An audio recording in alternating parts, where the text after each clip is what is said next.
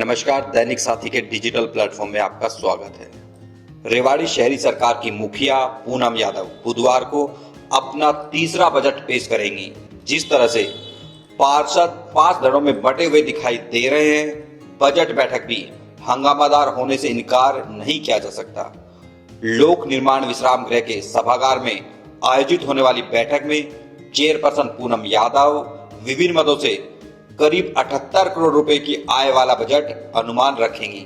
वहीं अनुमानित प्रस्तावित खर्चे करीब 77 करोड़ रुपए के दिखाए गए हैं। ऐसे में शहरी सरकार की मुखिया कुल मिलाकर लाभ वाला बजट पेश करेंगी। कुल बजट में से करीब 15.5 करोड़ रुपए विकास कार्यों पर खर्च करने का अनुमान लगाया गया है। ऐसे में जिस तरह से करीब 8 महीने से रेवाड़ी शहर में विकास कार्य ठप पड़े हुए हैं, आशा की जा सकती है कि शहरी सरकार के बजट से विकास कार्यों में तेजी आएगी। अब आपको दिखाते हैं कि बुधवार को होने वाली बजट बैठक से पहले शहरी सरकार की मुखिया पूनम यादव व अन्य पार्षदों ने क्या कहा। मैम, कल नगर परिषद में एक बजट बैठक होनी है, बजट पास होगा, तो क्या तैयारियां हो, क्या बजट रहेगा, आखिर लोग शहर के विकास के लिए क्या उम्मीद करें? कल हम बजट के लिए एक मीटिंग रख रहे हैं जो हमारे PWD रेस्ट हाउस में सुबह 11 बजे होगी। तो शहर के डेवलपमेंट के लिए हमने ये बजट की मीटिंग रखी है, जिसमें यही है कि सभी पार्षदों और सब मिलकर के इस बजट को पास करें ताकि शहर में डेवलपमेंट के कार्य में गति मिल सके। एक बजट कहीं ना कहीं एक लेखा जोखा होता है शहर का, ताकि लोग भी उम्मीद रखते हैं कि क्या क्या विकास करें। तो कुछ बड़ी उम्मीदें जो शहर के लोग भी कर रहे हैं कि भाई क्या मिलने वाला है उनको, तो क्या कुछ खास रहेगा? यही है जो भी शहर के अभी तक के जैसे पिछले हमारे 8 महीनों से कार्य रुके हुए हैं, अब ये बजट पास होने के बाद वो सभी काम कराए जाएंगे अच्छी तरह से, शहर में अच्छा काम होगा। शहर के लोग उम्मीद करें कि जो विकास कार्यक्रम को गति मिलेगी। बिल्कुल मिलेगी, 100%। जी, कल बजट पेश होगा नगर परिषद में, तो क्या उम्मीदें हैं शहर को लेकर? ऐसा है जी, जो हमारे सफाई कर्मचारी और कर्मचारी हैं उनको ध्यान में रख के और शहर और वार्ड के विकास कार्यों को ध्यान में रख के बजट पास तो हमने करना ही पड़ेगा, क्योंकि पहले ही पैसे के अभाव से शहर वार्ड के विकास कार्य 6-7 महीने से रुके हुए हैं। अब बजट पास तो करना ही पड़ेगा, क्योंकि हमारा कर्म धर्म है कि हमारी वजह से किसी को कोई परेशानी ना हो। एक ऐसा देखा जाए कि बजट को लेकर कम चर्चा है, अब की बार जो एक कमेटी गठित होनी उसको लेकर ज़्यादा चर्चा है, जबकि चर्चाएं बजट को लेकर होनी चाहिए थी। बजट की तो पहले हमें जो MD पैलेस में बैठे थे वहीं बजट के विषय में सब पार्षदों ने मन बनाया था, भाई ये मीटिंग में बजट पास नहीं करना। परंतु जो हम नए पार्षद थे, हमने ये सबसे सीनियर पार्षद से निरीक्षण किया, भाई बजट पास ना करने से क्या फ़ायदा है और करने से क्या फ़ायदा है। फिर उन्होंने बताया भाई सफाई कर्मचारियों की तनख्वाह भी रुक सकती है और कई विषयों पर विकास कार्य भी रुक सकते हैं। इन बातों को ध्यान में रख के हमने तकरीबन पार्षदों ने ये मन बनाया, भाई बजट पास ज़रूर करना है, ये जनहित में है और वार्ड के विकास और शहर के विकास के लिए अच्छा प्रारूप बने। उम्मीद है कि गति पकड़ेंगे विकास कार्य। देखो जी, ऐसा है ना, शहर के विकास के लिए लगभग 70-80 करोड़ रुपए चाहिए, क्योंकि सेक्टर 4 है, 1 है, 3 है, मेन रोड है, वो सब टूटे फूटे पड़े।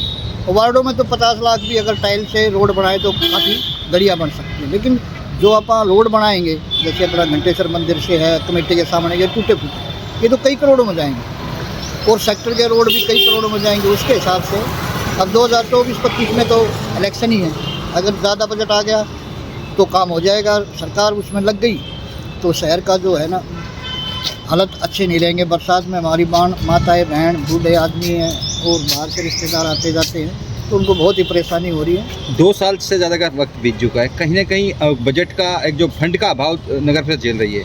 यदि बजट पूरा नहीं देती सरकार, क्या उसका चुनाव पे कोई प्रभाव देखने को मिलेगा? हाँ जी, ऐसा है ना, अगर हम अपने घर के लिए नहीं कमाएंगे तो परिवार में भी हमें देख के खुश नहीं होंगे। तो उसमें तो BJP सरकार पे और पार्षदों पे और चेयरमैन पे हम सब पे ही असर पड़ने वाला है, क्योंकि जो भी वोट मिलती है नरेंद्र मोदी जी को और मंत्रियों को तो विकास कार्य के लिए वोट मिलती है।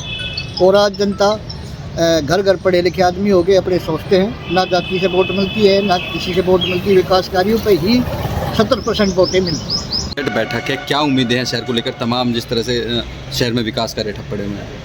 देखो कल बजट बैठक है और हमारा एक कर्तव्य बनता है कि जब हम बजट को पास करेंगे जब ही रेवाड़ी का डेवलपमेंट हो पाएगा और हम सब चेयरपर्सन के नेतृत्व में बजट को पास करेंगे। बजट बैठक के बाद 1 करोड़ रुपए तक के विकास कार्यों को अनुमति देने वाली फाइनेंशियल कमेटी के 2 पार्षदों का भी चुनाव होना है। मुकाबला बेहद कड़ा हो चला है। एक गुट की ओर से जहां पार्षद प्रवीण चौधरी व सरिता सैनी का नाम आगे किया हुआ है, वहीं दूसरी ओर मनीष गुप्ता, लोकेश यादव व मोनिका यादव ने ताल ठोकी हुई है। प्रारंभिक रूप से चेयरपर्सन गुट मजबूत दिखाई दे रहा है, लेकिन जिस तरह से वाइस चेयरमैन चुनाव के दौरान खेला होता हुआ दिखाई दिया था, ऐसे में विरोधी गुट भी बाजी पलटने की कुव्वत रखता है। ऐसे में किसी को भी कमजोर आंकना भूल हो सकती है। वहीं दूसरी ओर चुनाव को लेकर सहमति बनती हुई दिखाई नहीं दे रही। ऐसे में वोटिंग से फैसला होना निश्चित है।